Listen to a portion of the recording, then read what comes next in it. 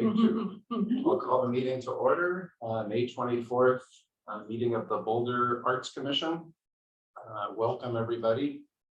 Before we get started, I'll just do a quick land acknowledgement. The City of Boulder Arts Commission acknowledges the City of Boulder is on the ancestral homelands and unceded territory of Indigenous peoples who have traversed, lived in, and stewarded lands in the Boulder Valley since time immemorial. Those indigenous nations include the Arapaho, Cheyenne, Kiowa, Sioux, Ute, and many others. Our benefit from this land came at a dire cost to the indigenous people, and we give thanks to them. So welcome, everybody. First thing is we'll have the approval of the agenda. Is there a motion? I approve the agenda with the changes that were, the additions that were sent. Okay, is there a second? Thank you. Any discussion? Just real quick, we'll take that as 6A, the additional item. Perfect. Any discussion? Not hearing any, or call for the vote. All those in favor? Thank you. That's unanimous. We'll move on to approval of the April minutes. Is there a motion? I'm gonna do it from the April meeting minutes. Thank you. Is there a second? One second. Thank you. Is there any discussion? Not seeing any. I'll call for the vote. All those in favor? Thank you. Thank you. Votes unanimous. We were just flying through it. Before we get into public participation, I just want to say congratulations to Chris Jones on his well deserved. Continue serving you all in this role. We also introduce Brendan. Absolutely. Yeah, I'll let you do that. Okay, great. So I'm very pleased to introduce you to Brendan, and I'll ask him to give us exactly 3 sentences. One about his background, one about what he's excited about in this position, and then one interesting fact that we need to know in order to work effectively with Brendan. Over to you. Let's see, I'll start at the bottom up. Interesting fact is I actually do eat food in a while. So if I start to get a little tired or hungry, it might not be a good situation. So this is great that we provide food. So that's a plus. I'm really excited to kind of take the reins of the public art program, and I need a year or two to like learn all the policy and guidelines, but then, you know, how can you improve on those policies and guidelines? So that's definitely on my mind. And also just to be part of the Boulder community, the public art, urban design. And in my history, I mean, I think you all saw my resume. For the city of Denver for almost 9 years in public art. For that, to be where I got my chops with Sherry Goodman. And I'm really happy to be here. We're excited for you. So welcome to the team. Great. Let's see. We'll move on to public participation. You don't have anyone signed up. Okay. Great. Oh, boom, boom, boom. Yeah. Bruce, you run a tight meeting. We were going to have Abra Allen talk about Boulder Arts Week, and in her place will be Lauren filling us in on how it went. Yes, thank you, everyone, and I apologize for having come up last minute this evening. I'm just kind of go through. So there was a more extensive slideshow in tutorial information, more detailed information in the packet. So I'm just going to run through. It should not take 30 minutes. I did so I appreciate the run through some like high level numbers and things. Overall, I think it was amazing this year, and I just have to reiterate that Ibra works so hard and does a wonderful job. She really, really has improved it over the last couple of years. So this is really entirely her thing. I'm just here to like shower her with great and say that this is a lot of work. So I guess, I mean, it's we're casual. So if you have any questions that come up, let me know. And then at the end, we're just talking about if you have any feedback or any ideas for next year, that sort of thing. And I'm happy to pass this on.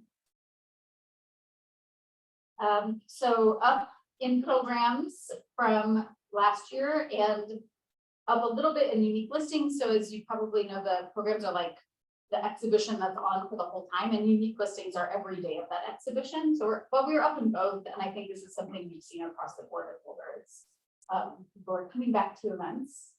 The same that we're up in audience size from last year, and then I just love to show this like downtown student banner impression. The student banners I'll show you in a second, but almost 1.5 million impressions of the student banners downtown. So proud of them. Those are the banners like on Pearl Street, and there's counters as people walk in. Oh, cool. So that's where we're pulling that data from. As mentioned, the student banner project, this is probably in our 4th year. We partner with a couple different schools, and students design banners in relation to a theme. It's partnership with downtown Boulder, and then the banners go on Pearl Street, and the one on the far left was also on the cover of Boulder Weekly. You might have seen that out in rotation. This year, it's what brings you joy, and they were super, super fun. It's a wonderful ongoing partnership, and we're very happy to continue this with them. Do you know how many kids were? It was 3 classrooms, so I think, and about 30 each, so 90. But then they also have to crop it down a little bit because there's not 90 banners. So there's like a voting system where we decide which like it's and then they also get to take their banners, so they go home with banners that are like the size of them. There's all these pictures of little bit like that. Yeah, it's nice. This is shout out to our sponsorship program, which we run through our office. $500 first come first serve sponsorships that supported music, theater, dance, open studios, all kinds of visual arts. 16 grants or 16 awards, I should say. Those are just first come first serve, and I'm so happy that they keep doing that program. We see that people really can elevate what they're doing or do something new with that just a little bit of funding. Just a couple more slides. Boulder Weekly. This was new this year. We did a pull-out Boulder Weekly. I think it was super successful. Because it's that free pull-out. It's easy for people to grab things. We know that in Boulder, print media is still huge. So having a print item that people can have and that organizations can have, it's great. We are working on doing it again next year. I mean, I was super successful. The problem is getting in all of the events and classes and programs and things. We ended up just having to do the first weekend because of the amount of stuff that we have. So next year, I think now that we know how it functions, we'll be able to plan, organize, figure it out better. I saw a note about that the first weekend was more attended, attributing that to that. I think it's both more attended from this and from more events the first weekend, just more things are planned. Like people get real excited, like I'm gonna do the first weekend, and then everybody does it on the first weekend. So yeah. Oh yeah, the first weekend attendance is big. I'll pay you later for setting up for this. I'm just kidding, we don't pay. First weekend attendance was better. It seemed marketing efforts were stronger, and I think people are just super excited, and so they go out the first day, which I did myself. Like I am part of the problem. We heard from presenters they didn't like it conflicting with Easter, so it's like we have to balance out conflicting with Easter versus now conflicting with last year and the year before conflicting with spring break. I think we heard less about conflicting with Easter than we did spring break, so I think we might keep it on the schedule for next year, frankly. Marketing seems significantly more robust. That is absolutely Abra, because we have the same budget as previous years. With Abra, she's crushing it. Record turnouts. First Fridays had 800 people, which is massive for them, at one of the venues. And another venue opened, and they were like shocked and super happy, but shocked because it was right around the corner and up in Novo. And they were like, "Oh my god, I didn't know this." It was great to have. We had help this year with venues giving out our arts and economic prosperity surveys. So instead of doing our usual Boulder Arts Week surveys, I had them help with our every 5-year survey project. So next year they'll go back to doing Boulder Arts Week surveys. Volunteers were amazing. We had such a great group this year, and Boulder Arts Week presented events, which is a challenge, but it's something. I have a question about volunteers. Did the volunteerism go up also? Yes. Oh my Did I? You planned this. I love it. Isn't it great? Like, look at those shirts. It was so much fun.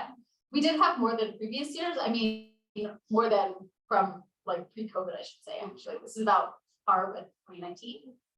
This is the most business champions. Business champions are like free business partners with Boulder Arts Week, and they just do promotion, just cross promotion. It's just a free free partnership with them. That's the most we've ever had. Last year, I think we had 40, and sort of years before. So super excited about that. That's also from Abra and Erica, another consultant that helps us with business champions. She like got the hang of it last year and was like, oh, I got it. And then this year she just went, yeah, as we see. So cute. And for next year, expanded marketing,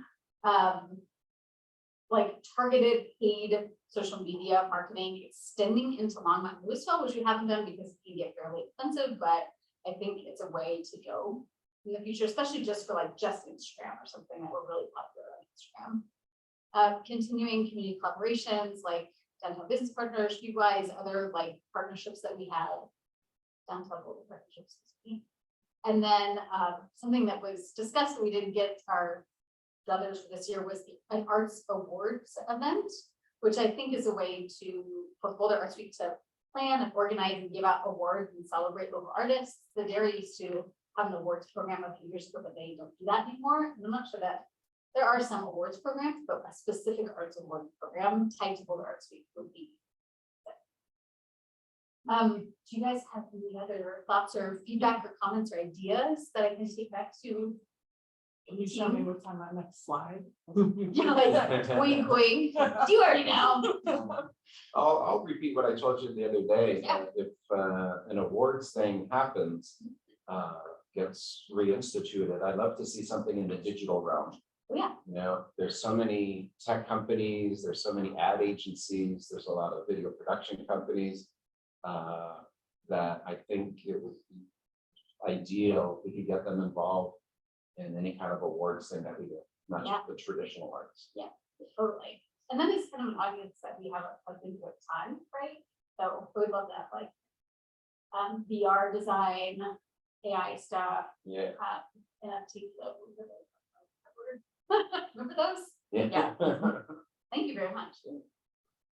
And I'll just throw in, I helped organize, you remember the month of photography? Yeah, yeah. So like, I don't know, 7, 8 years ago, I was one of the organizers with Mark and everybody. And we had so many events to list, same problem, that we ended up doing like a piece of newsprint that was maybe this wide by this high. Oh, cool. And just had all the events front and back. And it Yeah, was kind of cool. yeah, Almost yeah, became kind of a collector's item. yeah. Like a super, like a really large. Yeah, it's real cheap to print. It's just Yeah. newsprint, one color. That's a group. Yeah, and it can be folded nicely, however you want to do it. Yeah. Yeah. Because the print did really well, the Boulder Weekly print, and it's great to partner with them, but there's obviously just like a size and a design limit because they use the design stuff, so. Yeah, and as the thing scales. Yeah, yeah. I can tell you though, that years ago, I'm talking 20, 25 years ago, there we had a group called the Professional Photographers of Boulder County. Huh. And we decided to do this one day in Boulder project. So 25 photographers, professional photographers, all out, 24 hours shooting everything around Boulder. And the Boulder Weekly did like a 20-page insert section. Oh, cool. Yeah. Oh, yeah. They didn't charge us. It was like their content. And it was really cool. Yeah, that's super cool. Yeah. So you can talk to them again about doing something like That'd that. be Great, thank you. Yeah. Stewart's. That's it. for me. Yeah, that sounds great. Thank you. That's all I have. Any other questions for Lauren? All right. The question for the group though is, evaluation is really important in Boulder Arts Week to keep it relevant. So we're starting now to design the 2024 event. So if you have ideas, if you hear people in the community have ideas, please send them to Lauren and I. We'll make sure we capture all the great ideas. All righty. Let's see, grant program business. We'll turn it back to Lauren. Sorry, everybody. Lauren. I know. Okay, so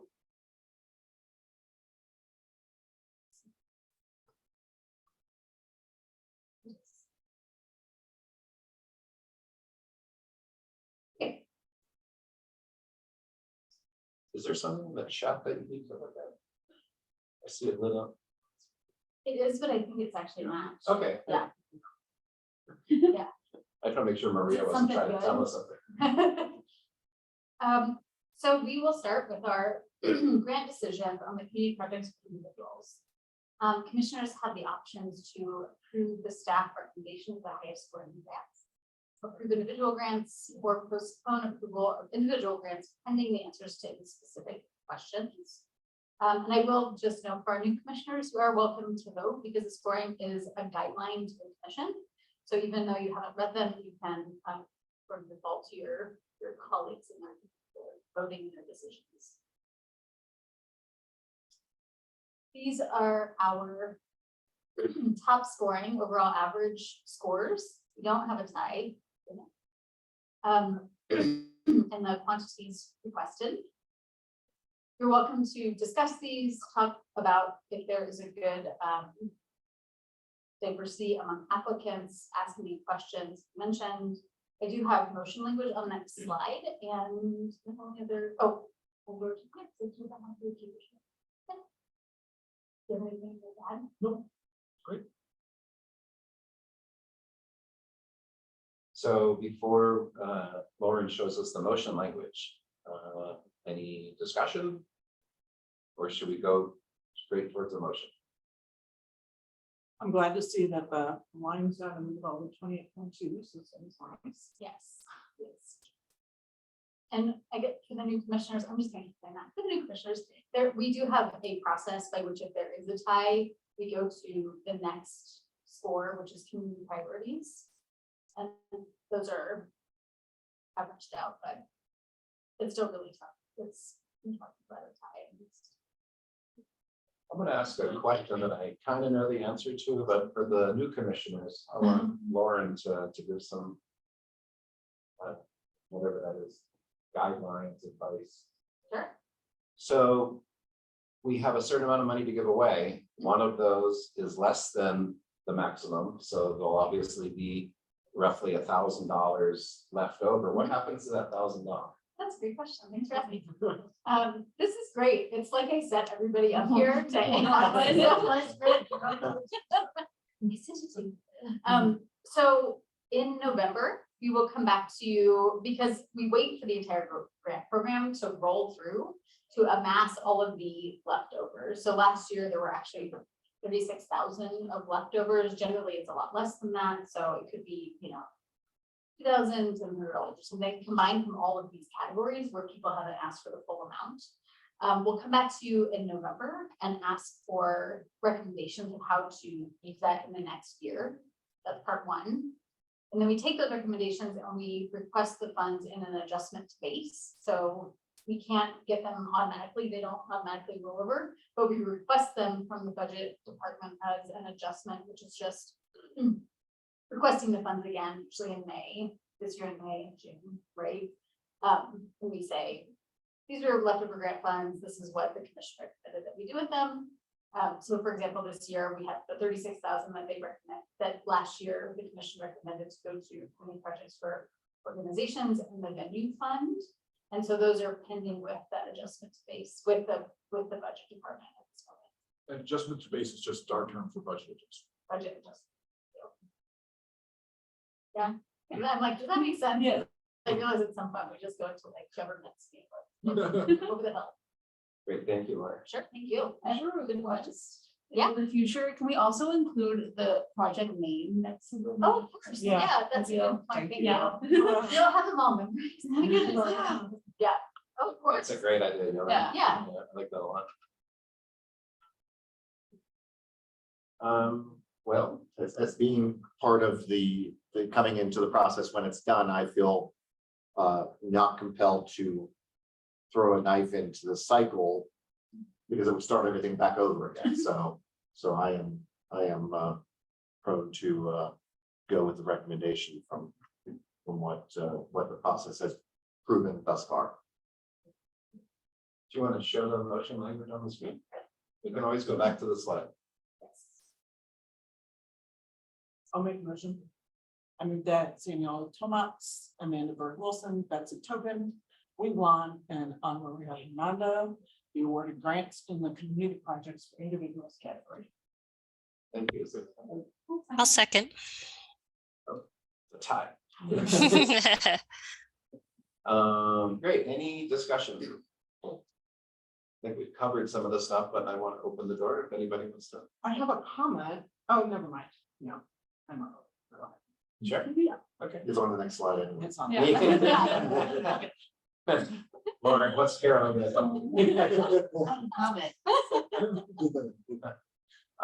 Let's see. All right, not seeing any discussion. Call for the vote. All those in favor? The vote is unanimous. Thank you, everybody. Thanks, everybody. Congratulations to our grantees if they're watching or if they're watching us recording. Next, we have the two grant reports. Yes, so you received the two grant reports for review. At this meeting, you will vote on approval of these reports.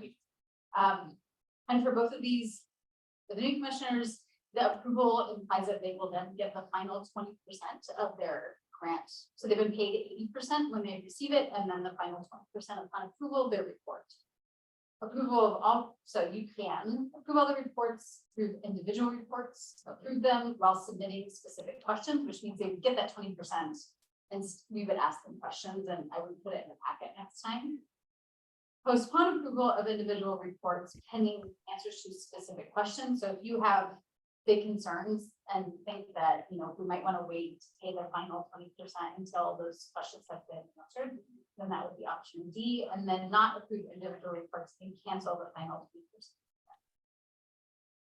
20%. I have the motion language, but I'll put this up here to remind us that we're talking about a T2 dance company and Sophia and me. I'll do the same thing. If there's any discussion before we show the motion. Usually I like to have the discussion after the motion is seconded, but generally speaking, if you want to talk about stuff, generally the solution. I have a comment, I guess. Yeah. Okay, Bruce.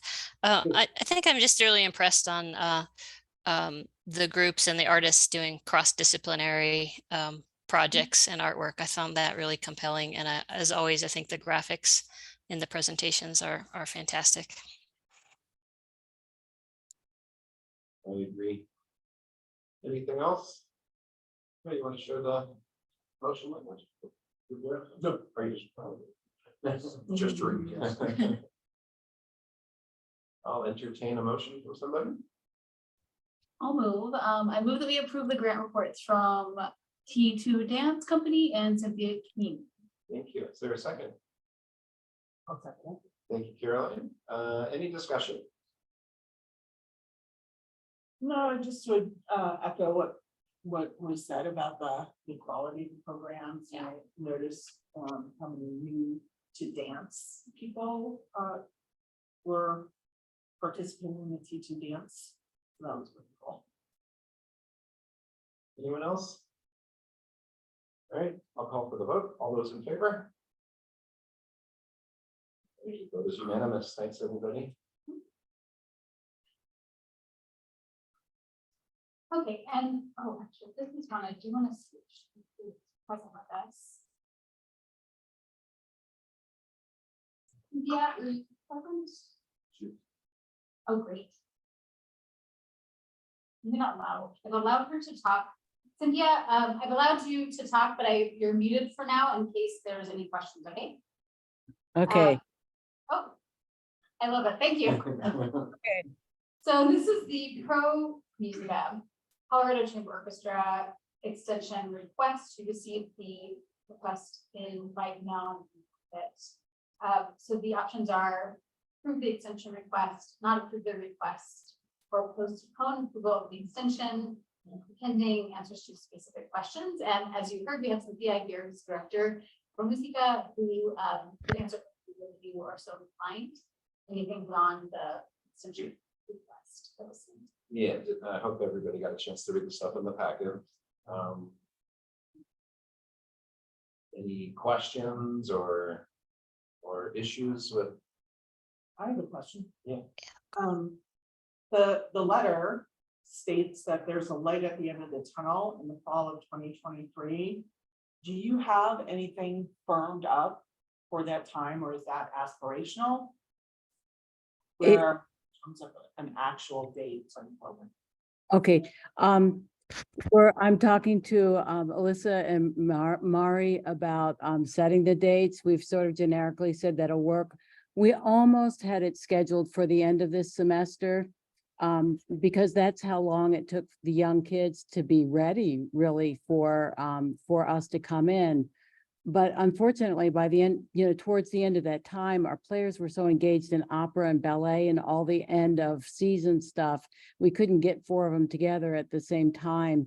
So, so the plan is to do it in the fall. We don't have specific dates, but I know that they're on Tuesday and Wednesday, and we're trying to work out, which particular week, and working around Opera Colorado and Colorado Ballet, and they're, inside the orchestra and their other obligations. So it's, scheduling is always a little bit of a jigsaw puzzle, but we are, we're about there. The kids are ready for us, and we've agreed that this can happen. And it's a better time frame than trying to do something at the end of the semester. Thank you. Bruce, my comment is in alignment with, I'm sorry, I couldn't tell who was talking to them, so sorry about that. But my comment is in alignment with that discussion. I was wondering if my suggestion is to approve with Cynthia submitting a draft schedule to all of us. So that sounds reasonable, Maria. I would agree with that. I've worked with Pro Musica before, and when they say they're gonna get something done, they do, and it's always quality work. Thank you. Any other discussion before we vote? I just wanted to follow up on the language that I am hearing, that the kids are ready and you're in scheduling talks with the administration with news. And so I'm presuming that means the administration is all on board, because I know that that was kind of a difficulty in the past. So where are we with the administration being full on and ready to go and just need to pick dates? Oh, okay. Everybody's always been on board with this. It's been a matter of how we do it. When the pandemic pretty much, it just completely wiped out just the logistical capacity to do this project, to complete the project. And then Muse was starting from scratch with young children, which is just not something that can be rushed. They were only ready for us towards the end of this last semester. They weren't at the beginning. So, I think we're on board with this.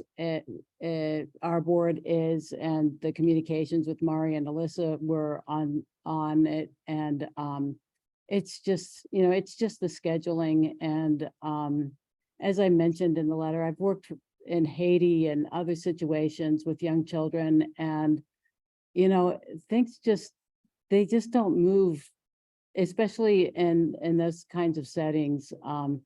They don't move like clockwork or in the same way that you can expect. So I think everybody's on board with it. It's just been working with the logistical issues of having something, almost having to start from scratch again. But we have a great program. We're going to take a rain stick, and we're going to take Gabriella Lena Frank's music, and we're going to get the kids playing this pizzicato stuff and sounding like a rain stick. I mean, it's going to be really cool when we finally get 4 people in the room, 4 of our musicians in the room with the students. And the fall is just a much better time than the end of the season. Any other questions for Cynthia? Or do you have a formal language?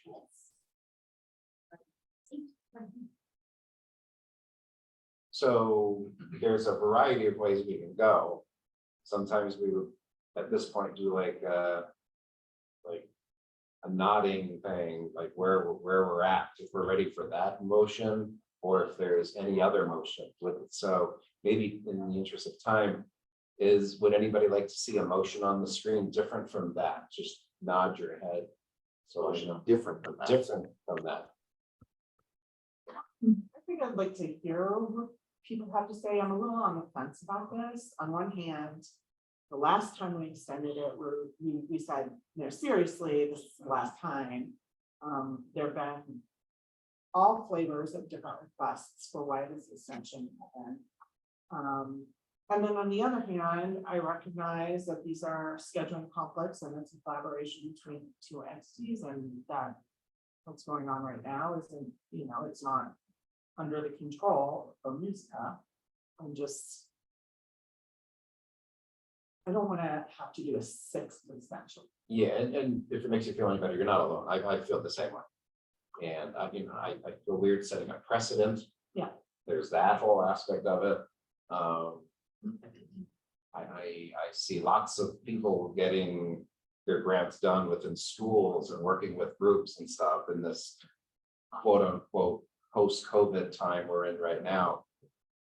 But I get it, that it's still a little tricky with schools and with kids, so I'm trying to give some leeway here, not be the bad guy. I love the collaboration aspect of the two, but maybe, if we approve this, we put the line in the sand past this. We did that last time. Oh, did we? Well, maybe Lauren could address that. Did we make a line in the sand last time? Because I think going to precedence, if we set a line, then I don't want to look silly by not adhering to that. I mean, the motion, like the formal motion was, I think that exactly from January. So you didn't say, I move that this be extended for one final time. Right, okay. Right. Fair But that was the Yeah. instruction to that. There were same words, and she even references it. Formally. Yeah. So just, It was stated as a preference, but not formally as like a condition. correct. Correct. Yeah. Yeah. I would agree. So just to be clear, staff's recommendation. I mean, I recommend to extend it this time, and I say this, like Maria's addition of asking for schedule, because it gives some kind of formality that is built into the vote, right? Like, you want me to put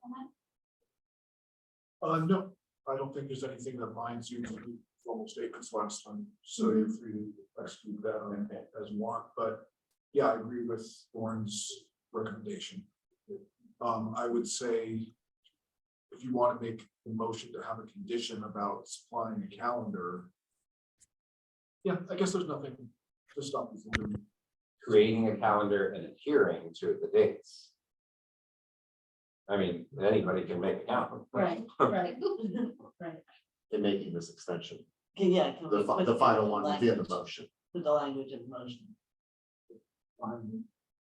Yeah, does somebody want to say, Lauren will like live Yeah. type it, if somebody wants to give the language to her. Unless, what you want to write, do you have a sense of what you want to do? And maybe while Lauren's typing, I want to put one more plug into approving this is I feel like one of the biggest hindrances during COVID was arts education to kids. And we saw that with the limited grants that were submitted for in the education category. I think this is really important with early childhood learning to have this program.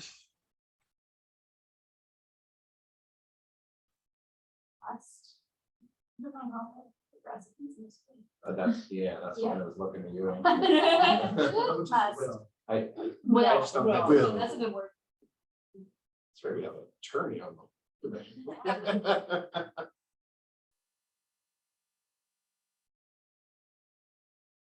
Provided an approach. Hmm. Yeah, nice.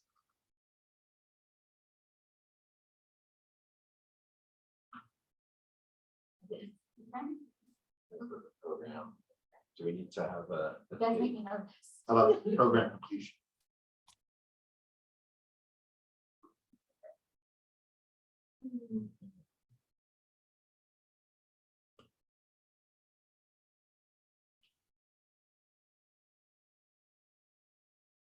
do we need to set a? And is there Like a deadline for having the schedule. Yeah, like, I don't know what that would be. Is that December? can we ask? No, it should be sooner. Cynthia, what do you think would be a good, for a deadline that you could adhere to for the, getting a schedule with both leagues? We're scheduling all of our players now for next season, so, if you gave us until mid-August or the end of August, we'll have our stuff for the fall set up, that's when we would have it scheduled. And then, we would have the project completed by the end of the first semester, which would be in December. Does that answer the question? Because it comes in and out, I'm traveling, I'm off of I-90 right now. Anyways, so, does that answer your question? Yes. Yeah, so do we say December 31st? Well, for the schedule, like the end of September August. 1st. Yeah, September 1st, if we. Oh, so, yeah, but then there's 2 dates. There's one to Yes, get us the exactly. schedule by, and then there's one that everything needs to be all done by. Yeah, And then there's actually a third when they get the report. It's a month after the. Yeah. So want to discuss this at the August meeting, is that? Or at the September? Should schedule not be provided. Because Cynthia said by the end of August, your meeting is on August 23rd. Are you comfortable waiting until September to discuss if the schedules are provided, or do you want to have the I deadline? think be so. done? Yeah. Yeah.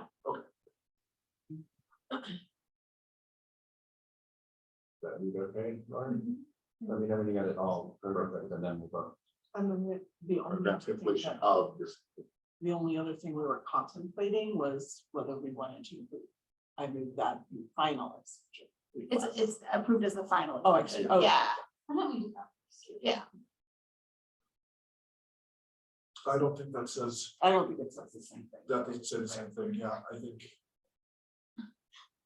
Approved as the final extension. That's- Yeah, I think that binds you to not being able to extend it out.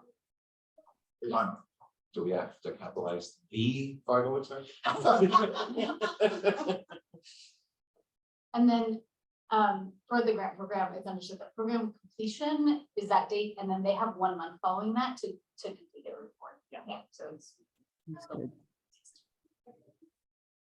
All right, let's see, do you want to just run those dates by Cynthia real quick before we? Cynthia, do those seem all right? Yeah, I'm following this and it seems good. And I really appreciate the work that you're putting into this. And, I'm really grateful. Thank you. Thank you, Cynthia.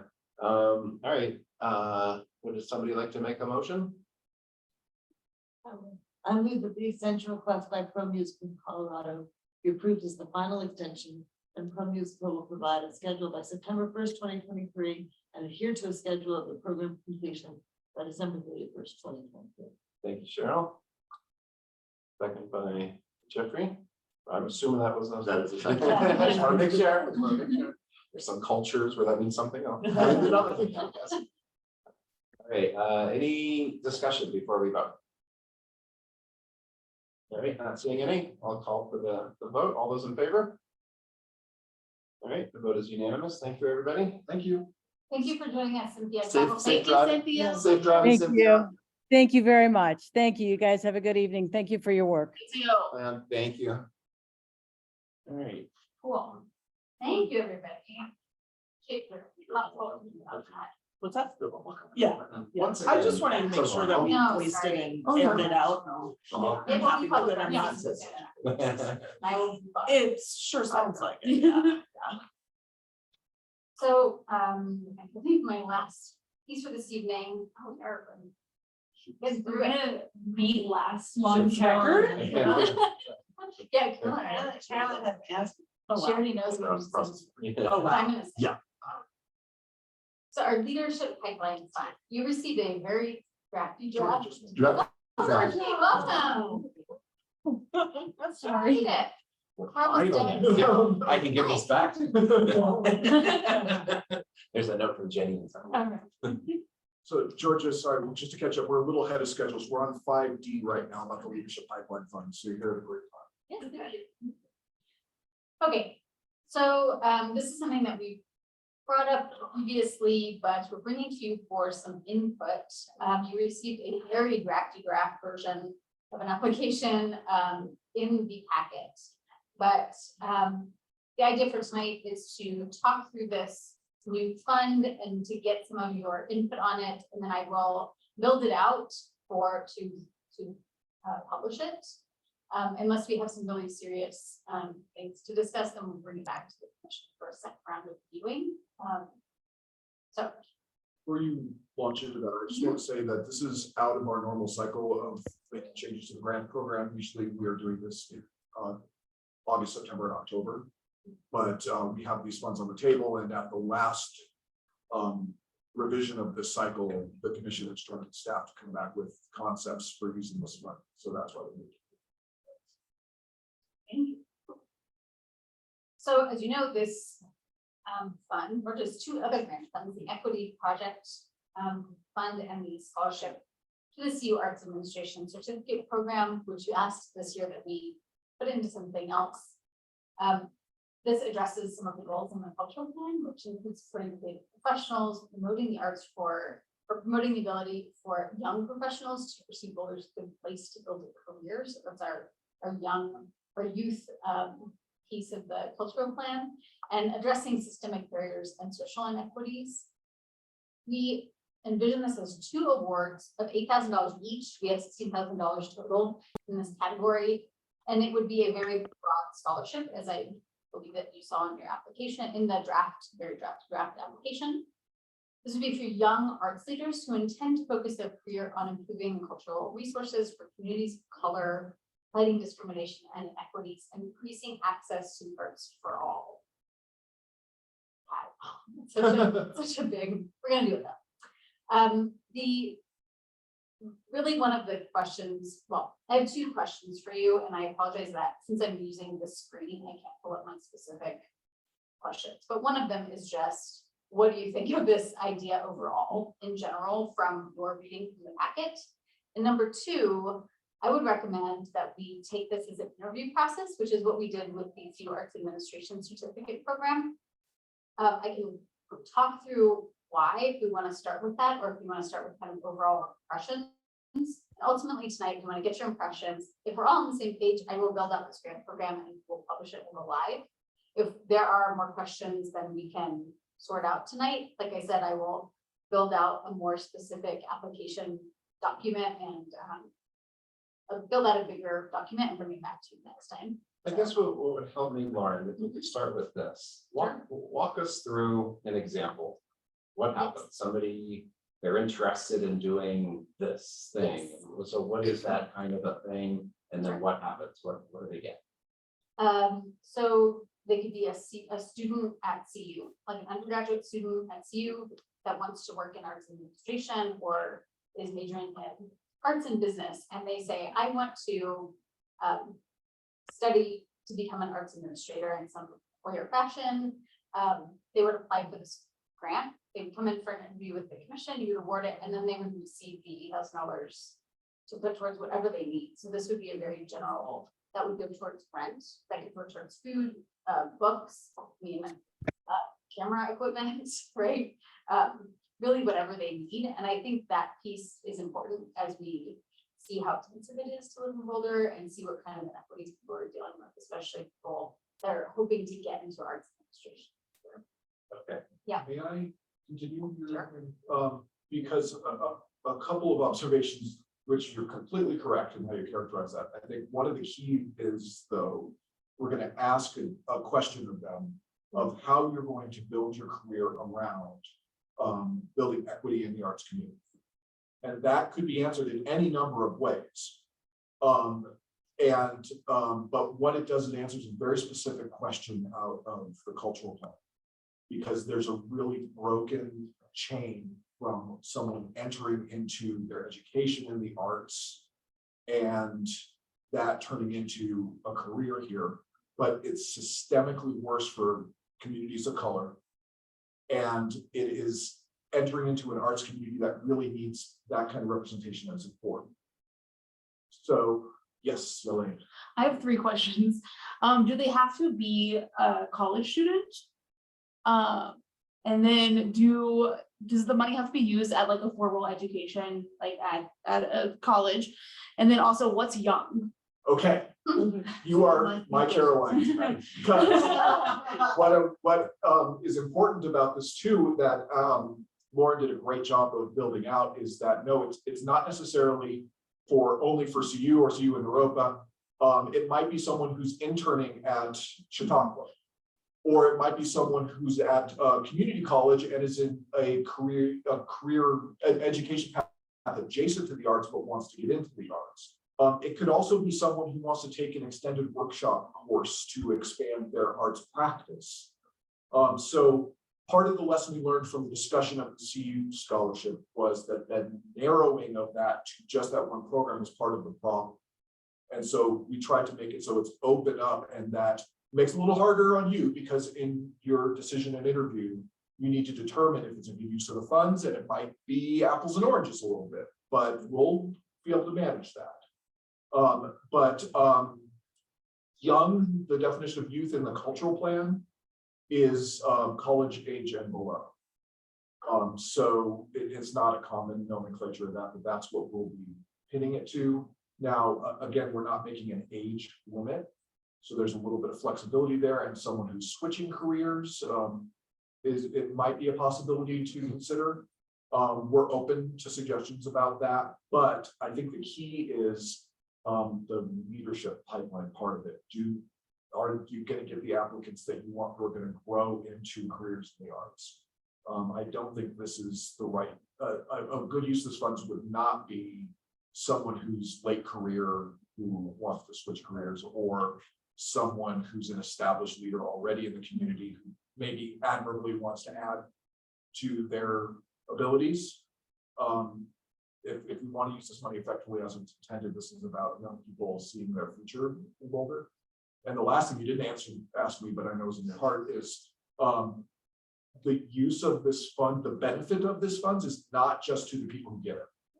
That when we establish programs like this, it sends a message out to the community, and especially to young people, that they are valued, that they have a career here. And so everyone who applies and doesn't get it, and everyone who reads in the Daily Camera that there's this new program will see a demonstration of that, and that actually has real value. That's another thing in the cultural plan, is that that sort of lead from behind is a really good use of the records.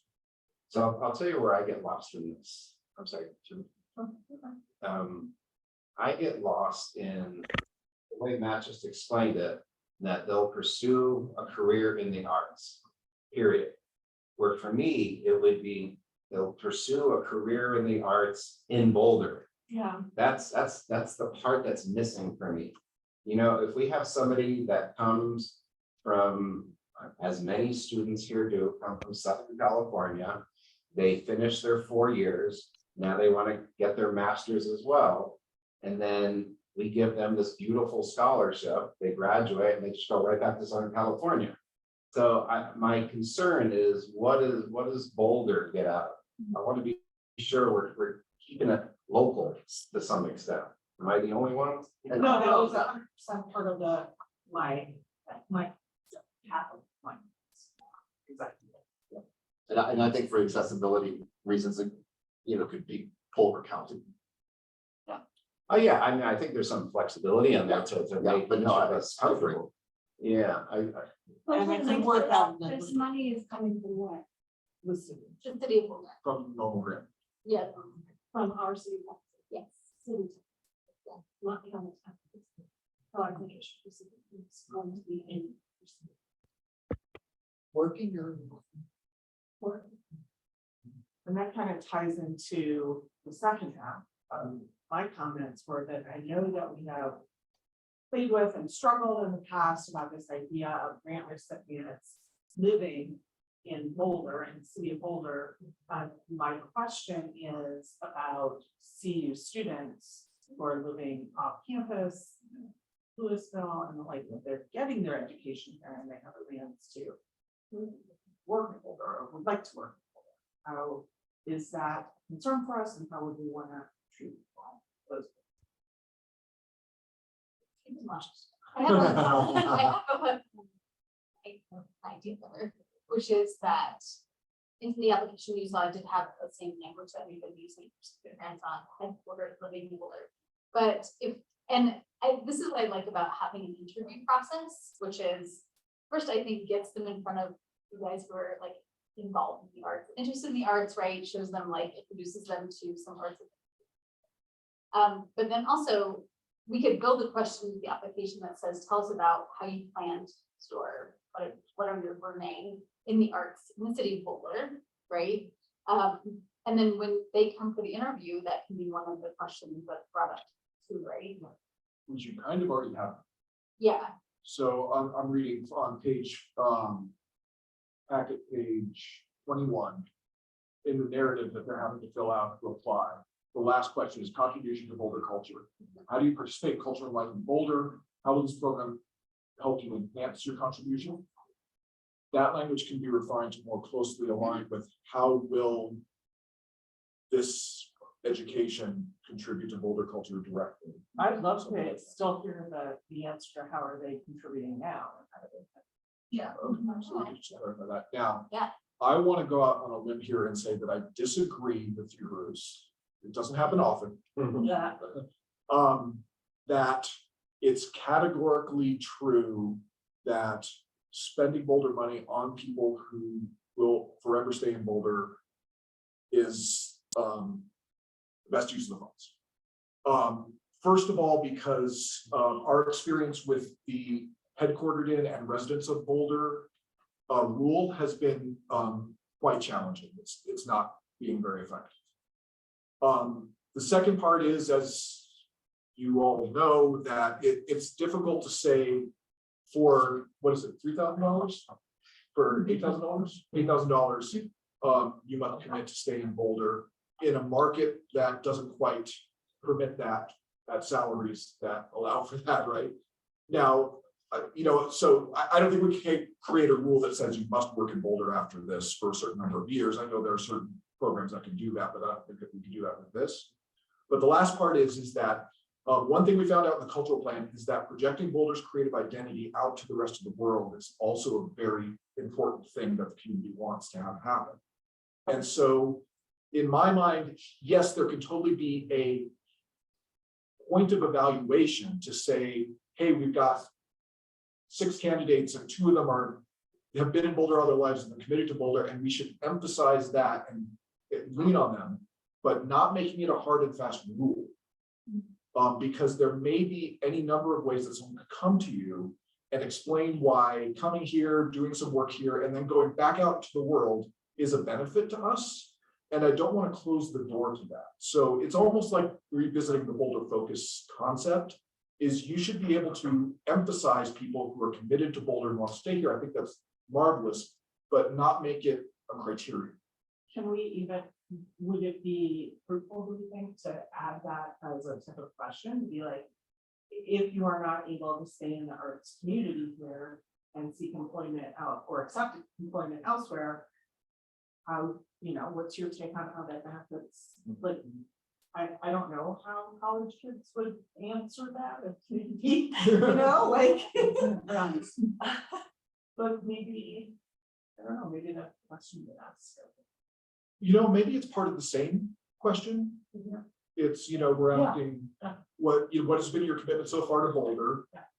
Why did you choose to go to school here? Why are you choosing to get education here? Do you intend to stay here, and how do you intend to use that? And then if you don't intend to stay here, how does us funding this part of your education help Boulder? And maybe you'll get a great answer. Maybe you won't. I would. No. I like this direction because there's a piece of me that whether or not this is accurate or not feels like, well, if they don't stay here, I'm looking beyond the suggestion you have for the benefit of the city. I just don't want it to be a pipeline ACU. And that's right where I'm at as well, Josh. Yeah, we have that with the Yeah. other one. Yeah. I do think it will be helpful once we get the program built out for all of you to use your connections and resources and to help us spread the word about it. Yeah, network. It's like this thing, yeah. Thank you. Because really that is the most successful way we're gonna find people that are exactly in this spot. You know, like we have some great connections to you, we have some connections around town, but all of them too. Can you put that slide back on? Sure, I was trying to, so we could see Maria, but so people at home could see all of us too. Sorry, Maria. She's like, hi. Yeah, I have a procedure question. So we're gonna be interviewing and deciding in the same meeting.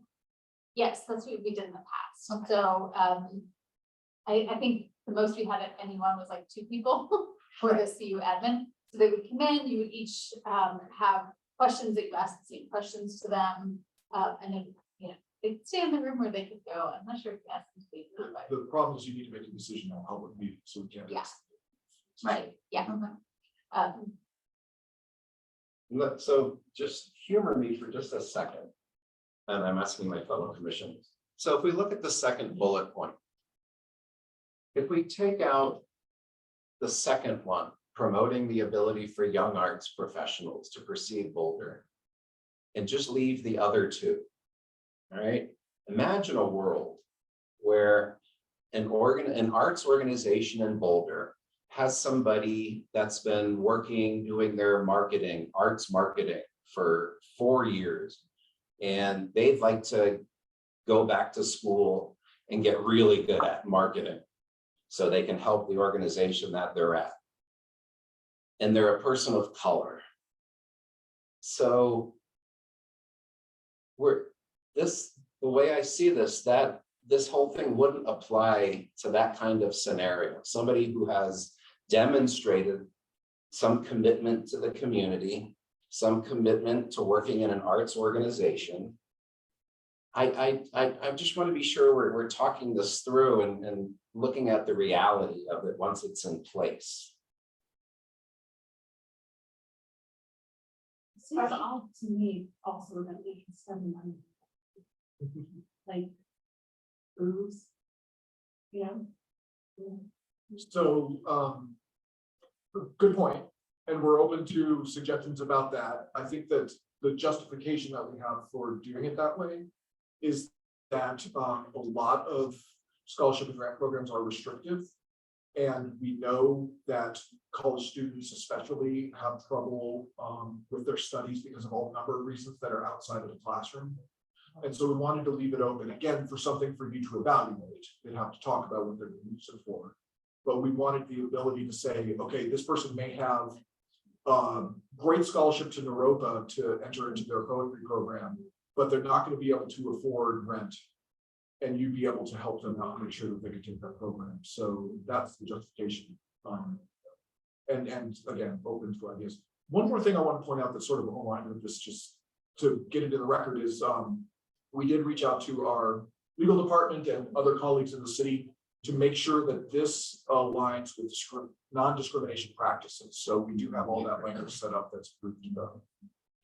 I enjoy the flexibility of the actual award itself. And I see it as an investment into the arts ether. I also like that the merging of the grants fund really broadens the access to it as to those who would be able to apply to it. And that merging actually increased the effectiveness and the efficiency of it. And those are 2 things that I am a big fan of. I wanted to piggyback on your comments, and I understand what you're saying, and I'm persuaded by what I heard Matt say about that there are difficulties in young people of color coming up through the system, and the more that we can support youth, the better. As a progressive city and a progressive arts community. It's the same reason that we were commenting that early school programs are great. Youth need a lot of support. So I'm not as troubled. I hear what you're saying, but I'm not as troubled. Yeah. Sound right. And you feel that a master's program is a better use of the funds, which of course limits it to just CU Boulder. Because Front Range doesn't offer any kind of master's program, nor do you, well, does Naropa? I have a few. Yeah. So, I just wanna be sure. But didn't we also say that there needs to be formal education? Yeah. Did I miss anything? Not to be- Right. So then, my question is there, and I don't know if we need to do this. Um. Is there any sense to tie, I don't know, a mentorship or something that might encourage people to be more engaged here? And if they're not, especially if they're not in a formal education program, can we attach them to someone who is in that curriculum? Like that idea. Yeah. Attach them to a grantee, Yeah. give them an options. I think that's a fantastic idea. In the culvert plan, it's something we haven't accomplished yet, but we have to fund it. When is this supposed to come online? Like if we, We just need to, well, we need to expense the funds before 2020. So we We have time, we have to, we have to pay. we have funds for this, so we have Yes. to allocate them. Yes. Okay. All right. So So you're, it's not, the funding a mentor is not, with, solution to that is not using the grant, the budget funds that are left over. That's Oh. true. That would be nice. Yeah, because it would be, we would be asking. for this year, yeah. And we have no guarantee about it. Does it have to be so formalized? We just ask some of our grantees, if, once we figure out lines of business where these scholars would receive, reaching out to some folks, say, would you be willing to meet with this person for a couple hours or a set period to just talk through some. 3 times the other kind of- Yeah, no, I was I think thinking we've it talked about this was- before and like creates complications when like asking people that we give money to asking them to do something. Yeah. Right? You're completely right. Yeah. Yeah, the two things are in my mind is that issue, and we already have an issue with fair compensation for the arts right now, and so it's not so much that we couldn't do that or it wouldn't be effective, it's we want to demonstrate to the rest of the community that we're, compensating artists and arts. That's fair. Yeah. Would recipients be required to submit a report afterwards of any kind? Okay. Yeah. Seems like a nice amount of feedback for your draft. Yeah. But no, yeah, no, I, We had consensus. It sounds like we need to noodle on a few things. Yeah.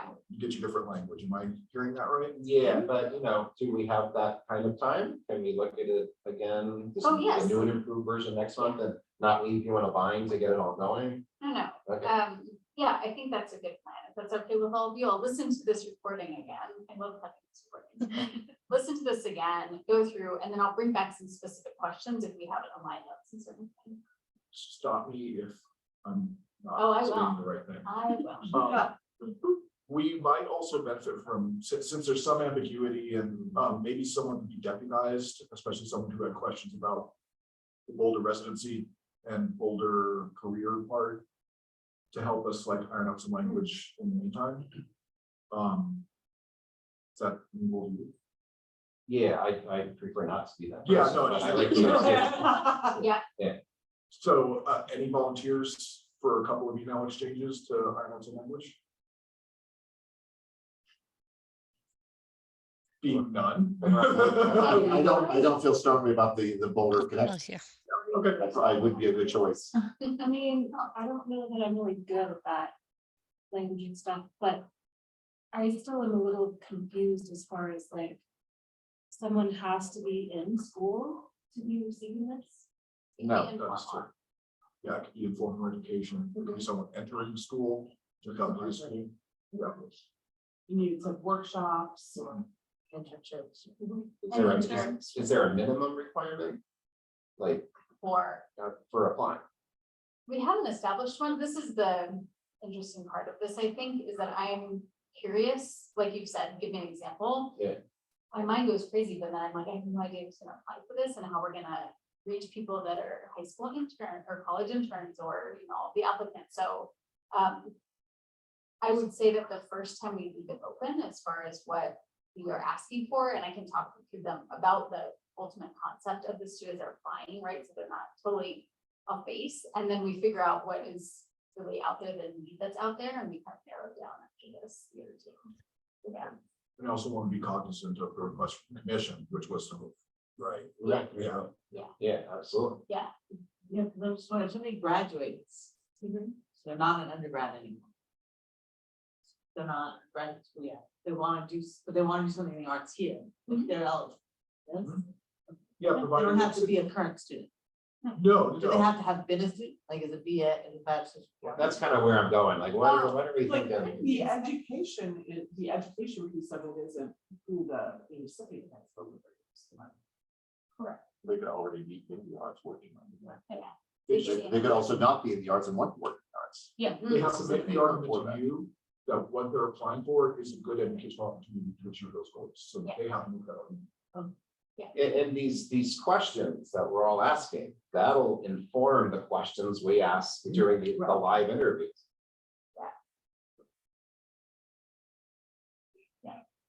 My hand is not playing on help with wordsmithing because I'm worried about my hand. That's what it is. That's okay, I appreciate that, and I appreciate that everyone does have a busy life, so we're gonna work on some language based on this conversation and come back to you next month, and hopefully it's exactly what you want to see. Thank you. Thank you all. Yes. And since nobody raised their hand, I will half raise my hand. Well, I was gonna say, I'm not worried about the Boulder aspect, but I wouldn't mind wordsmithing things, yeah. Yeah. Hopefully it's not wordsmithing, it's more kind of general, like, is this the idea that we, Okay, is this yeah. aligned to what the Right. commission? Yeah, And I'm Yes, refraining yeah. some of the people on your like. Yeah. So I'm happy if you want to bounce it off me and Yeah. later. Yeah. That'd be great. Thanks, everybody. Yeah. It's nice. All right, Lauren, anything else? No, the show is over. You Check Tom. the count. Really, are we done? Well, let me say, you're almost done with the grant, so next month. Right, arts education is next month? Yes, art education, That's your and then last decision. we'll have the. Oh, this, yeah, okay, you'll have this, but we're winding Yes. down, and so, Thank you. thank you for the pace. Yes, almost. Very exciting. All right, so matters from commissioners. Caroline and Maria? Oh, I didn't print it out though. Oops. I can- Hey, Caroline, I think it might be good to give a little context why we're doing this for the new commissioners. Would you be willing to take care of the language? Oh, I think they're gonna put it up. I'll put it up in just a minute. Yeah, Okay. but So- you're gonna give a little context? Yeah, the context for this is that we had some grant reports last year. We had 2 different grant reports that that reported some troubling experiences. One of them was a grantee who had put up advertisements, was putting up advertisements, and I'm not gonna remember the details of the project, but I believe it was a drag show, something to that effect. And they were harassed and bullied, and I think somebody was pulling down their advertisements. And then there was another grantee that had some art that went up that was focused on immigration status and things like that, and it was defaced. And so that was obviously really heartbreaking for the artists. It was troubling for us to hear about it. And it occurred, we either started talking about it right before or right after the shooting in Colorado Springs, which was, motivated by hatred. And so we decided as a commission that we wanted to make a formal statement. We did that. I don't think we have that language today, but we made a formal statement at a meeting. And then we also met with the Human Rights Commission and started talking about 3 different avenues of approach. One was the formal statement. Another was how can we update our website to provide resources and a stronger statement from the commission on our stance about supporting artists. And then we also thought it might be nice to work with the Human Rights Commission to do some sort of trainings or workshops. So we haven't gotten anywhere with workshops. We haven't had any follow-up meetings with the commission. That's a question that Maria and I had about where do we think we stand with that? And what should we do next? But Maria and I worked with the cultural plan and came up with some language as the introduction to put on the website. We wordsmithed that, and then we asked out for if they could take a look at it from their perspective and the impacted parties' perspective, and they gave some really great feedback, which is possibly copied on what's going to be put up on the screen. And so we integrated that. And now we're in a place with the language that we feel good about it. We have one tweak suggested by Bruce, and we wanted to talk it through and finalize the language with you guys, so we can get it up to the website and less resources. So it's a statement, not an ultimatum, because I didn't see like, if you do this, there will be consequences. No, it's Okay, it's a statement. That And is you break the law. but- very much recognizing that there is That's a what- balance and a line to be walked between freedom of expression, Right. and we're an arts commission, and not tolerating destruction of people's arts and their own expression. It's great that you work working with HRC and then Boulder Yeah. and all of them for the wording on that. My question was on the fact that we listed out. Do you all- have the language that we can fill out? We're having a little technical Oh, it's difficulty. fine. I read it. Yeah. So there, you listed out so many specific categories and populations. Mhm. And is it too specific if we list out all of those different communities? Or do we not list any of them and it's just for the greater good? Right, that's just, because I think of some of the populations that were listed specifically, I'm thinking, we probably would have never even thought of those 2 years ago. So we have to update this every 2 years. Right. And I think that's definitely something we should discuss, because we've been kind of grappling with that too, you know. Don't do that. Don't water it down so much that it doesn't, that you can't tell what we're talking about on the website, and are we being exclusionary by trying to be too inclusive? Right, yeah, because we could add 15 more groups to that if we Right. wanted to. Right. Exactly. So the change that I suggested that Caroline alluded to was just at the first sentence, recently learned. Since this is going to live on the website, I think we can take out recently, but it's something, just change the wording a little bit. Mhm. So it's there for a while. I liked that. Has learned, Or is aware. is aware, yeah. Yeah, along those lines, whatever you all think is best. But just so in video production, we use a word called evergreen. Yeah. It means that something will be there for a long time and it's still relevant.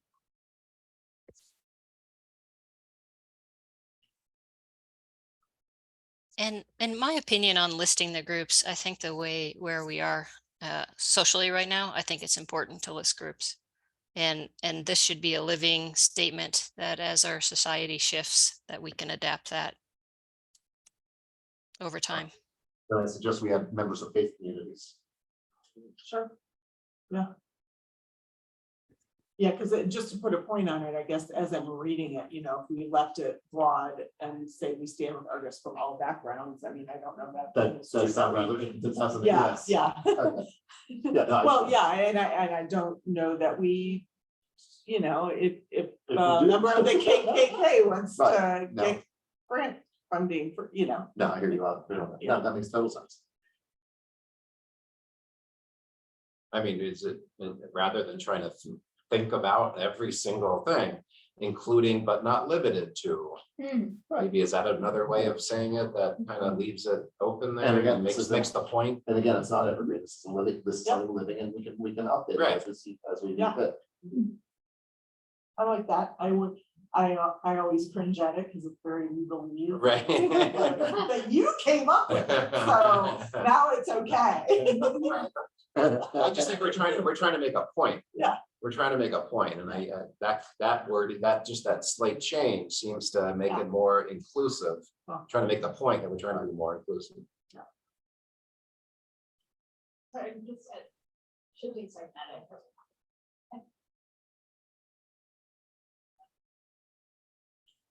What did we have? Is aware. Is aware. But no. Not limited. And then up at the top. Did you do that? The Boulder Arts Commission is aware Hmm. that. And then I'm gonna be Kathleen. And ask you to move your comma. Including comma, but not. And then no comma after that. Well, no.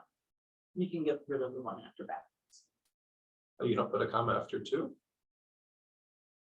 But No, not limited to? No, no, artists from all backgrounds. including, but not limited Right. to. You don't put a comma there? There you Yeah, go. that's what I, Yes, yeah, exactly. perfect. Yeah. Yeah. Who remembers how to map these? If you take out but not limited to, it still reads properly, including. Well, yeah, I would say communities of faith. Because we've got, some sort of artwork that something that's Muslim or Jewish or Yeah. something, yeah, I'm just,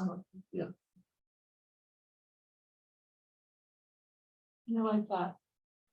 Communities of faith. How about instead of communities of faith, Yeah. but faith, based, religion. because everything else is a descriptor of a community. Faith based, faith dash based, yeah. Thanks, Dave. I'm just here to type. Not thanks. Faith-based community, does it need to say faith-based communities? No, because. Well, it's 'cause already communities. full. Oh, okay, gotcha. This is why word searching is so fun with a group. this is the first one I've seen with a T now, it's supposed to be T now. That was a surprise. I learned something when I heard that from Boulder. And Okay. they gave us a link to a document all about it is just gender neutral. That we were. Yeah, that was. I wonder that. I've never seen it. Yeah. Should I make it an official public document? So anybody who wants to read can.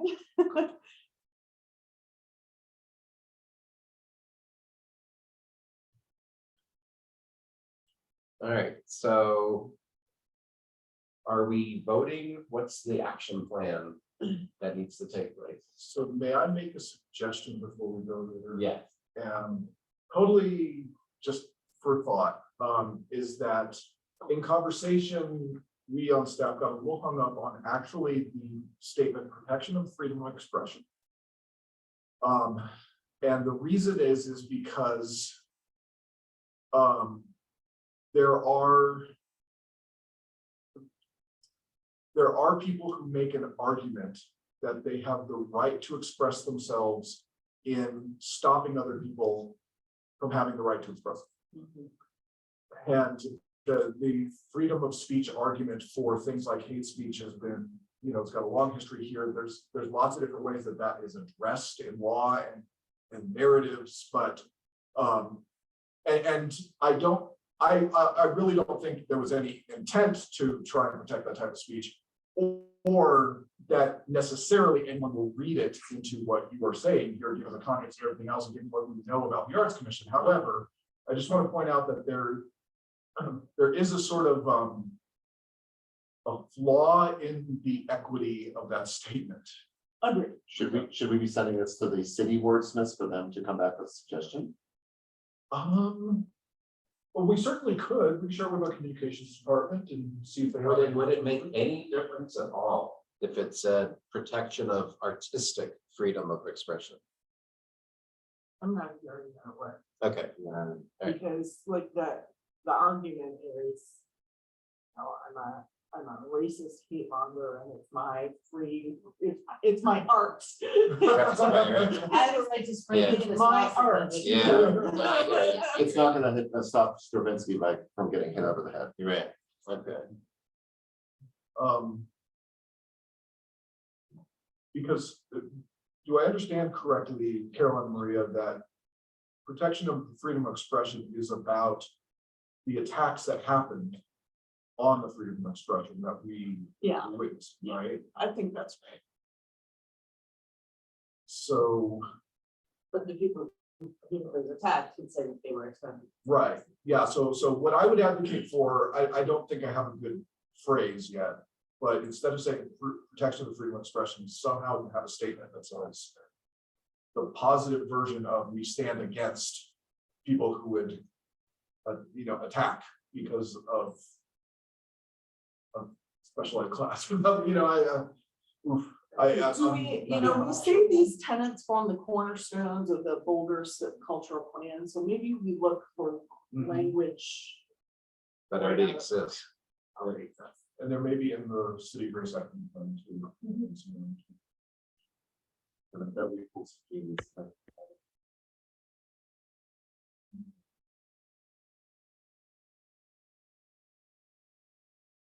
The question. Permissions, please. Yeah, please.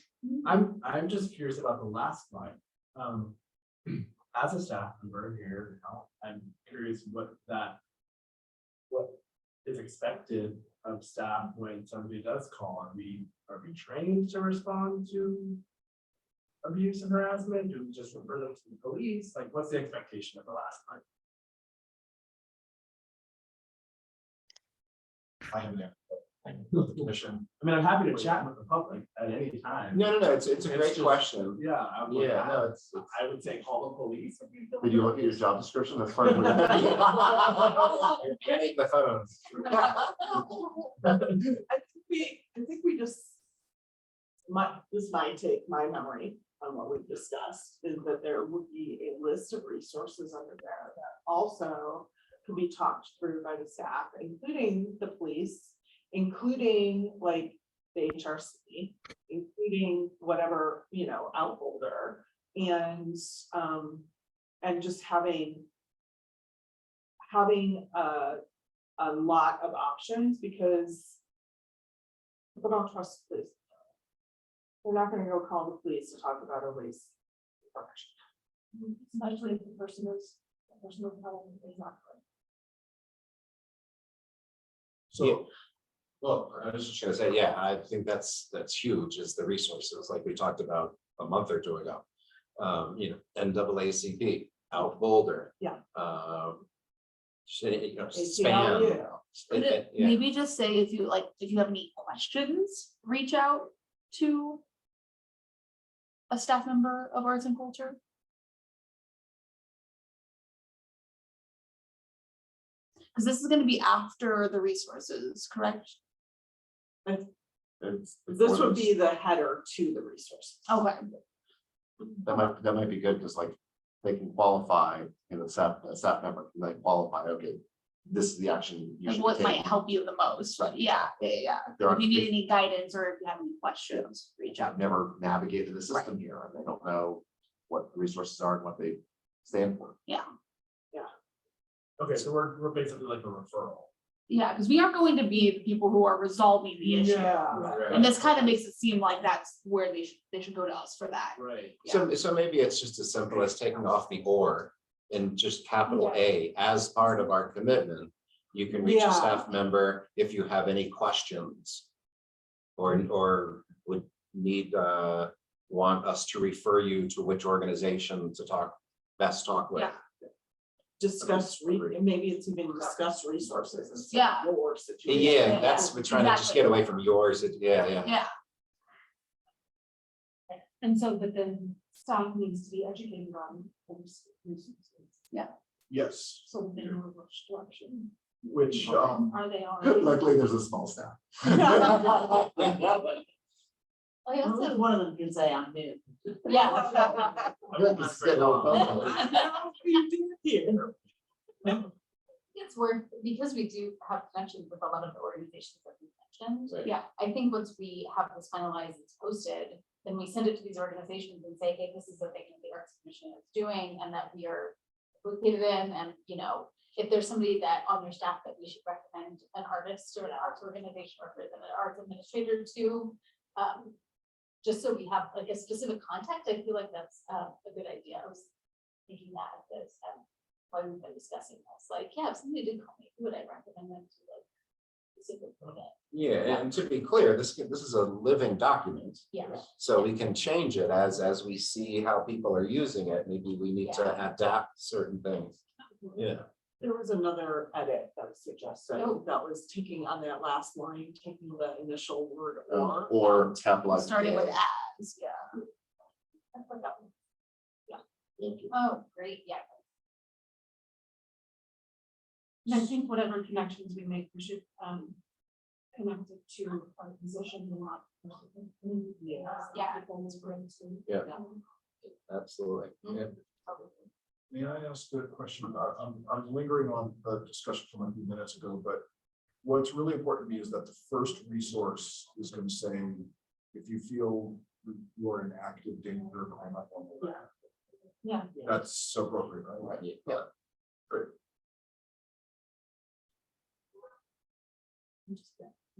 Okay.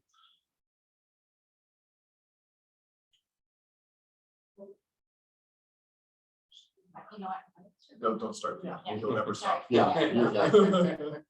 We'll never leave. I was just curious, did we resolve what we're doing about detention rights? Well, what I heard is, we'll share it with our Okay. communications department, and then we'll take a look at the statement on cultural equity. Okay. Raise our hand statement. That's right. Use existing. Caroline That Maria, idea. Caroline Maria, thank you. Yeah, Yes, thank you very much. yes. We know you guys put a lot of work into it. Yeah. Thank you.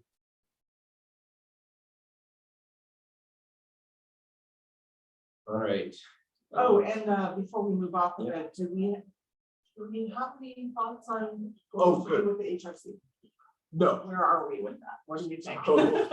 in answer to a couple of your questions early on, that the HRC has been informed, they could do with an audit. You are welcome to reach back out to your contacts there. But I don't know that there's anything more to do, you know, collaboratively. It's up to them to take those steps. But we'll definitely share this with them, and maybe that will spark something that they want to do as well. And we'll share it with our race equity team and others. The other thing I want to say is that we have been talking about a gathering.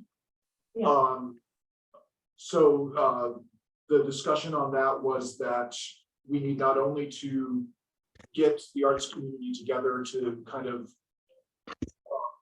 help distribute these resources and make people aware and have a discussion about the harassment that's happened, but also to reinforce courage. Because the last thing we want to do is to make a situation where people feel less strong about expressing themselves. We're still working on facilitation and the date, but that is still in the plan to have that happen. So yeah, we will definitely keep you informed as that place. No doubt. Great, thank you. All right, are you ready to? Yes, move on? thank you. Maria, you good?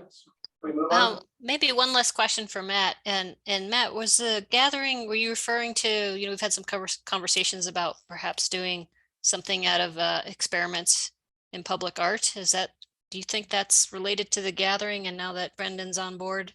I haven't told Brendan about that. Oh, surprise. It's due Friday. That's week 2. Yeah, but Maria, seriously, we'll discuss that. I can't say that it'll be part of that gathering. It may be the gathering itself. It may be something that happens adjacent to it. So we still need to iron that out. Great, thanks. Okay, thank you, Maria. Thank you, Caroline. All right, Matt.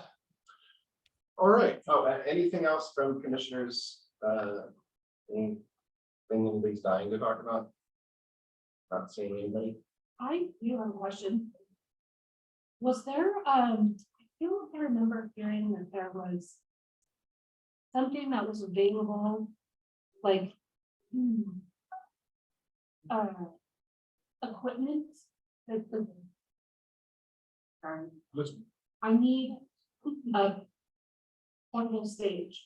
I thought we had like a pack of like speakers and whatever like if someone performed at, band shell, you know, where you Okay. need like the pieces of the stage, So, that was like at a low rental fee that came through the city. the closest I think I can get you is one, maybe two things, that neighborhood services, used to have before the pandemic. A pit for block parties that had amplifiers, it didn't have a stage, but it had mics and amps and that sort of thing. I honestly haven't heard about what's happening with that since pandemic, so I'll look into that, I'll get you that information. Okay. And then if I'm not mistaken, Parks and Recreation has a mobile stage, do I remember that? That was. In my brains. Yeah, so. I mean, the other thought, I don't know if you guys know anything, is, does David O from Fringe Festival, because we used to have all the equipment. Fringe Festival, and now they rolled up the carpet and I don't know. So, That's a good. I'll track down some leads for you. Okay, thank you. Sorry, I don't know if that's a good question. I love that. Fun. While you're thinking about other questions, from the staff updates and such or anything, some of the highlights, you saw the Boulder Arts Week presentation. We're very excited to get started on 2024. Boulder Arts Week, let's see, it was 2016 was the first one, I think. No. It was early.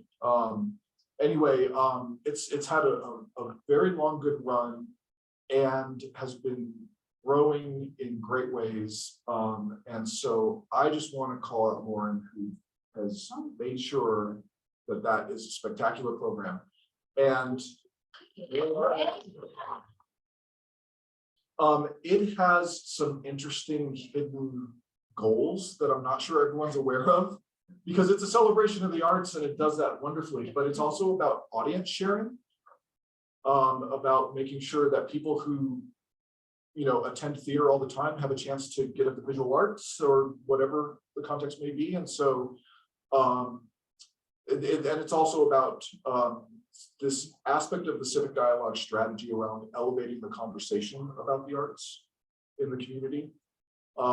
And so I say that, I know we already discussed Boulder Arts Week and I'm not looking for any questions from you, but I just want to say that there are real great successes like that are sort of through lines in a lot of our programs.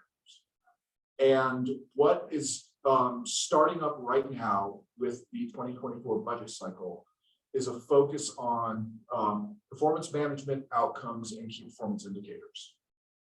And the role that you all play in that isn't huge. We come to you a couple times a year with sort of an update, and you have firm responsibilities for the budget of the grants program. You have an advisory role with the rest of the budget. But it is this moment where things like the evaluation of Boulder Arts Week and everything else, we're circling back and really examining the goals in the cultural plan, taking a look at how things evolved, revising those outcomes as we see necessary, and then assigning data points to them. And I'm sure you all know having data about the arts is really fraught, right? And public art being the worst. It's very difficult. And we know, and our community is committed to the arts and the impact the arts have. And we have a lot of different research that we do that we share with other professional organizations, but it's incomplete. And so one of the things that I'd like to have a conversation about as we approach our periodic conversations about budget is not only sort of repeat of past years of just accepting the budget and making recommendations on priorities to council and then sort of like going about our business. But I would love your help with understanding the breadcrumb trail from the cultural plan to the success the programs have had or not, and what data can be applied to that, or quantitative or qualitative data. Because it's only going to be a few months here where we're going to start to assemble that, get it to finance or as part of our budget process, start to discuss it internally in the department to line it up with all the other programs and make sure that what's happened in the cultural plan is starting to knit in with the strategic plan for the department. So we're gonna be asking a lot of like deep searching questions about this sort of thing, but just to get your wheels turning, that the city is committed to the outcomes and we want to measure those outcomes, and we're a program in the city that doesn't have that ready to hand. So, or I shouldn't say that, doesn't have that complete picture. So I had one initial thought that maybe it was just like date of that. Is I wonder if you can find some averages or some numeric values based on the criteria of, the criteria that we are rating programs on, like over the last 4 years, we've scored in community priorities, and we know who got those grants, and maybe we can find an average score of, how well the granted programs were performing in that department, like just based on our scores. That's all subjective, but at least it's numbers. oh, that's really interesting. And showing over time, like not individuals, but how scores have changed. Yeah, yeah. Because what I read in the scores is more and more organizations are getting higher and higher scores. There's fewer below the line over time. That may And I be, would think like the diversity scores are going up because they're actually paying attention, like, oh, they're gonna knock me points. We're not actually doing things in our organization, but that's really interesting. Which might play into public art if we can find a way to quantify selection panel decisions or even applications, number of applications, all sorts of that. That might be interesting. Yeah, I mean, there's just so much variety of ways you can look at data. It's just a matter of thinking the data exists. We just need to figure out what questions do we need to ask. I was talking to a member of the arts community, a week or two ago, and they were giving me a little bit of a hard time in that I tend to prefer helping smaller organizations so that they can become large and extra large, where they felt it's more important to help the large and extra large so they can stay that way. So it'd be interesting to see the data over time of how grants help organizations to grow or not. And one way to do that is potentially look at the number of employees that these organizations have over a period of years, starting from where they are now, because of course that's your tax base. Right. And we also know that, ROIs, if you look at government spending specifically, the ROI in the arts is the number one ROI return to any investment. Yeah. That's Numerous compared studies on to that. other city investments or. Meaning any other government or grant-based spending, if you're looking at investments in the arts, they are the number one return on investment. Because they feed an entire infrastructure, they feed restaurants and transportation and entire infrastructures of people that are working there and volunteering and events that happen afterwards and organizations that may even collaborate with them. Something used to work in life. Precisely, The original investment is. they not- are efficient, yes. On that note, a little off topic, I apologize. SMU Data Arts came out with their Arts Vibrancy Index, which of course Boulder makes the top 10 small cities, but they came up with a secondary report. Can't remember who they did that with. They collaborated with the city of Chicago or something, and found out that local government investment in the arts is one of the biggest indicators that you'll have good scores in the Arts Vibrancy Index. So there's also an interesting line that way. I don't think that's something that we can use to track necessarily here, but it's might lead us to something. No, but it certainly does lead into the next question, where if anyone needs to be introduced or reconnected with Deborah Malden or Jan Burton on the gathering signatures for the ballot initiative for the increase in arts spending, which would increase our budget exponentially. The deadline for that, I think, is June 5th or June 6th. If you haven't already started volunteering, let me know and I will put you in direct contact with them and they will give you an opportunity in which to engage with the public to acquire those signatures.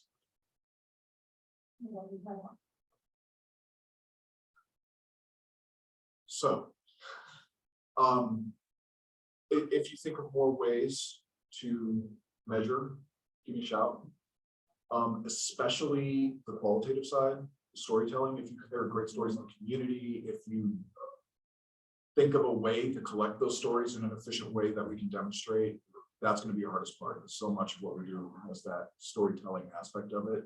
And that's hard to match up to number of cars in parking garages, very direct data. So I like kind of what you were alluding to is this ROI approach. I'm wondering how many of our projects are collaborative with businesses like the Hill had that project where they were on the street making fair as a way to boost and support businesses. Maybe some stories can come from those. I would look at arts organizations or even non-arts organizations, impact reports Yeah. on a yearly basis and look for those type of questions. What data are they pushing out? And then we can get cumulative information from folks who are grantees or even non-grantees from our work. that's excellent. And actually, one of the things we started to discuss that kind of points us in that direction is we have this fantastic general operating support survey that our applicants suffer through every year. And so we have 8 years of data going back on budget size, audience size, programming, network. Yeah, so we might be able to make a connection between that and impact. And now you've got pre-play and post-play. Yeah, Yeah. that helps and complicates the matter. It sure does. And then the last thing I'll have to say is on the topic of things that are very difficult to measure is that we just wrapped up the social infrastructure study for Belmont Park West. I just got today the final report on it. And so, I don't think we'll spend time in a commission meeting going through it, but I just want to give you the very high level that what we were able to do is to take a discrete part of town that's on the schedule to change, an industrial area in East Boulder, that city council and planning board identified needs to have a different type of zone, mixed use industrial. And the worry was there are social assets there that we might lose, social infrastructure assets that we might lose in redevelopment. How do we know and what do we do to protect those? And so we collaborated with comprehensive planning and the CU architecture and the urban planning department, I think it would be called, School of Urban Planning and Architecture, and came up with an indexing survey that maps all the cultural assets, compares that to intercept survey data to create indexing value for cultural assets, not cultural, social assets, including cultural assets. And so the reason that I'm so excited about this is because it answers a question. There's a lot of research going back to the 90s that social infrastructure investments have serious improvement potential for things like public health, mental health, social cohesion, slowing microaggressions, well-being of all different measures, right? Now we have a way to assign value to that and replicate it in other parts of town to understand gaps in social infrastructure, assets in social infrastructure, and then be able to work with planning board and developers and community groups to protect or enhance that. So it might be part of our future. What you mean by social There's so many examples. So there is. So there's like fully open, accessible places where you will run into people you normally don't meet, build friendships, build networks, and find social connection. So those are places like libraries and parks, but even things like plazas and farmers markets. And then there's things that are sort of partial social infrastructure. So this may be a third place, a coffee shop. You need to go in and buy a cup of coffee, but you might run into somebody, or Arts venues kind of fall into that category. Public art is more in the first category. And then there are also like discrete clubs. There's places you go to meet certain people, right?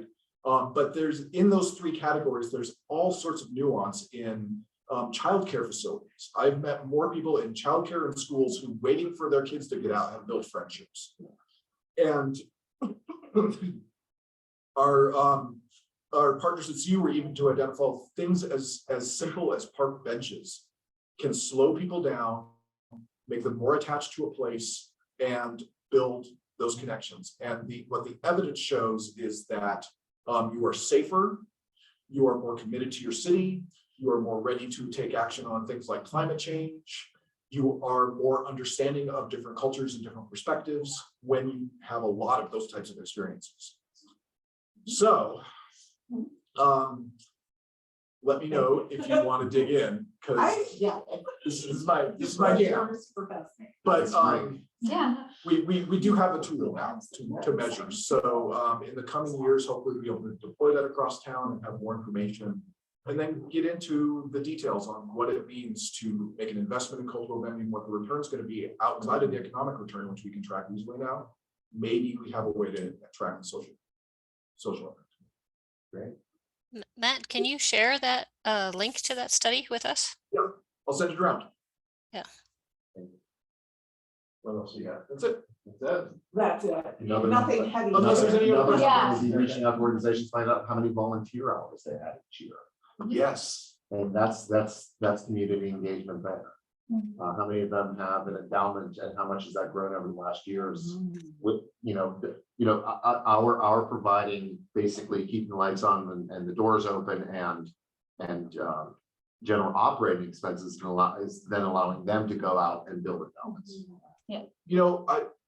We could talk offline because we struggle a little bit with the whole idea of measuring contributed revenue and what the story that might tell. So maybe you can help us Yeah, that's future investment in your community. yeah. Okay, There's your longevity. let's talk more about that. That's great, thank you. There's future generations Right, that look different than us. right.